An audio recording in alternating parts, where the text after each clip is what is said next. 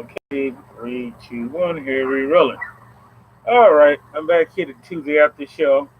I do it to all the games over with. I was gonna blog a little bit on Sunday night, and I realized I'm gonna start not waste my energy because I have so many thoughts gonna probably accumulate between now, especially this whole AB mess.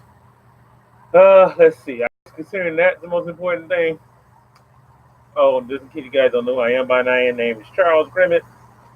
Oh yeah, I'm a huge Lions fan. I was actually gonna talk this video about everybody else but the Lions. I do have another video that's probably posted on most of your guys' Facebook pages and on IGTV at Chuck0373 and Chuck0373 on YouTube. So there we go. AB, Antonio Brown. I'm gonna tell you something right now, people. Mark my words on this. I promise you. As much as I love football and good moves by teams, there was some kind of like the version of the stock market inside trading with this Antonio Brown thing. I ain't saying it was a great move by New England to sign him, but the quickness of how fast he got released by Pittsburgh, how quick he got in New England. Things make you go,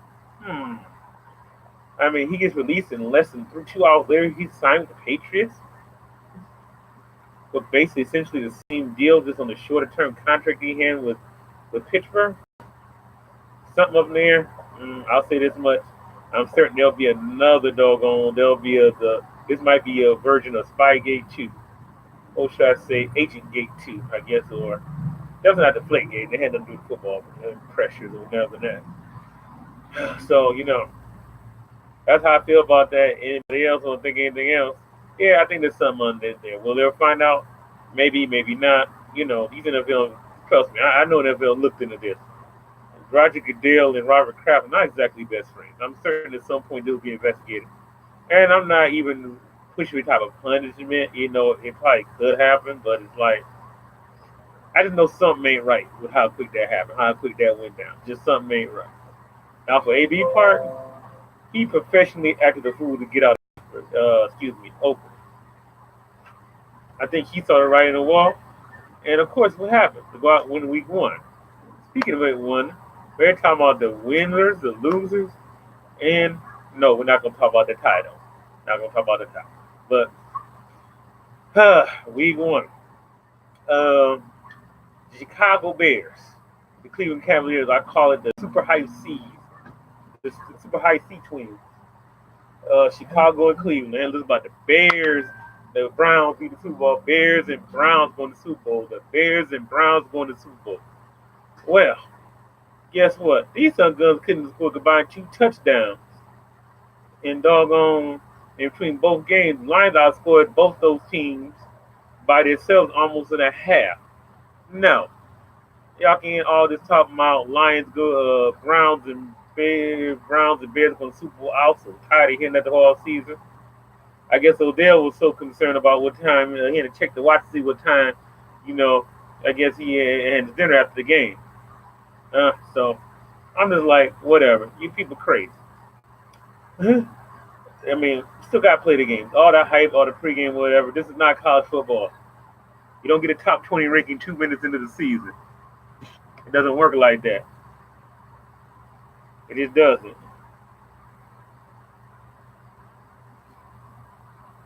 I mean, it happened, but it doesn't. I'll just say this much. Yeah. All the hype was worth it? Yeah, right. Trubisky, overrated. Overrated. Doggone it. All this hype. He gonna be the next Pro Bowl quarterback. Dude's a good athlete, but he's an okay quarterback. I'm certain the Bears had their way. They would probably better get Matthew Stafford with their defense they got over there. Shoot, I did better right when I was tight end too. They would make them forget about Mike Dick ever playing for them. I'm just saying though. Okay, let's talk about a couple other things here. Our last year rookie shocker of the year, Sam Darnold, comes out against Buffalo Bills, who pretty much cut their best running back. He's a veteran off the roster. They made some moves. They got down 16 points. They had 4 turnovers, and Darnold still couldn't get it done. They just choked away the game. I actually watched that on streaming, and it was like, what, what? Yeah, here's Jets, another hype team, overrated. Oh, I sit there and watch some of these other NFL games. Probably the best game of the whole. Yeah, a couple of good games. The Chargers and Colts were pretty good. At no way in the world I expect the Colts even hang with the Chargers. But they did, and they actually did very good to the point that I'll just play a quick plug on this as I was gonna do it, but I'll make a quick shameless plug here. Detroit's gonna whoop the Chargers are gonna be 0, or should I say 1-1? It should be 0-2. They'll be 1-1 after this week. I promise you that. Okay, now back to what I'm saying is Colts with all that reshuffled around. They just had a couple of bad calls, line up over the kicker, over the center, just little things. And literally Chargers won in every call. They got every call. Not gonna happen here on the road. No. Guess what? I also want to talk about that the Monday night game, which was probably the showdown. That was the game.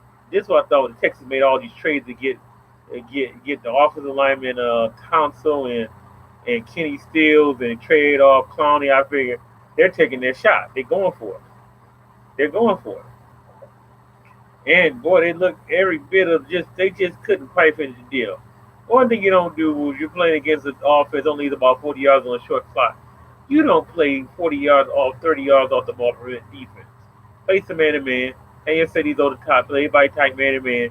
Make this dude throwing in one heck of a window to make a pass that far down the field. And don't let them get in the short. Well, they got it. Guy made almost 58-yard field goal. I guess somebody else other than Detroit does have another team is the Lions. They can have a kick 60 yards. And I'm just like, wow. What the heck? Next thing also I want to talk about is the Oakland Raiders with all that drama with AB going on. And I had to give them props that I had them written off.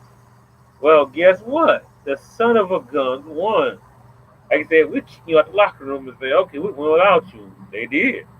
Surprisingly, I ain't gonna lie. I expected Oakland to lay an egg. And they cracked one off the offside Denver's head. It wasn't even close. I watched part of it at snooze button time to go to bed. Basically that's most stuff I want to talk about. No other really surprises. Basically everybody else, like Philadelphia, took care of business. Oh, I forgot the Cowboys, Zeke Elliott. Hey, that money's already paid off. Now Prescott looks like a $40 million a year quarterback. Hope Zeke stays healthy the whole year. $40 million bucks. Looking pretty good for Zach. Mr. Prescott.